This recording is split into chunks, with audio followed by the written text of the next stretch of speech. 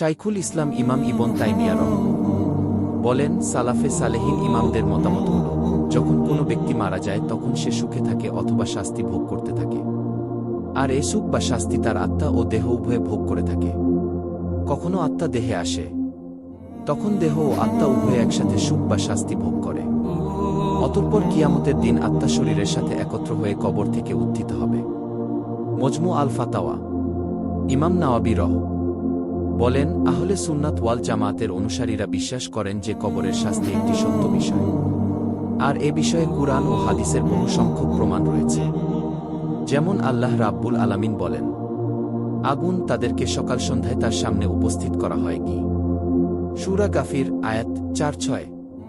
এ বিষয়ে যথেষ্ট পরিমাণে হাদিস বর্ণিত হয়েছে। আর আকল বুদ্ধি এটাকে অসম্ভব মনে করে না।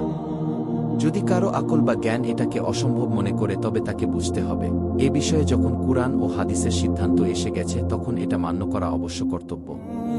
এটা আমাদের জ্ঞানের পরিধির ভিতরে হোক বা বাহিরে, তাতে কিছু আসে যায় না। আসল কথা হল, কবরের শাস্তির বিশ্বাসটি আহলে সুন্নাতের আকীদা বিশ্বাসের অন্তর্গত। খারেজি, অধিকাংশ মুতাইলা ও মুরজিয়াদের একটি দল কবরের শাস্তির বিষয়টি অস্বীকার করে। তিনি আরও বলেন, যদি মৃত ব্যক্তির শরীর ছিন্নবিচ্ছিন্ন হয়ে যায় বা পুড়ে ছাই হয়ে যায় কিংবা কোনো জীবজন্তুর পেটে চলে যায় তাহলেও কবরের শাস্তি ভোগ করা সম্ভব। যদি বলা হয়, আমরা দেখি মৃত ব্যক্তিকে কবরে যেভাবে রাখা হয়েছে সেভাবেই আছে, কখন তাকে বসানো হলো আর কিভাবে তাকে শাস্তি দেওয়া হলো, এর উত্তরে বলা যায়, আমরা অনুভব না করলেও এটা ঘটা সম্ভব।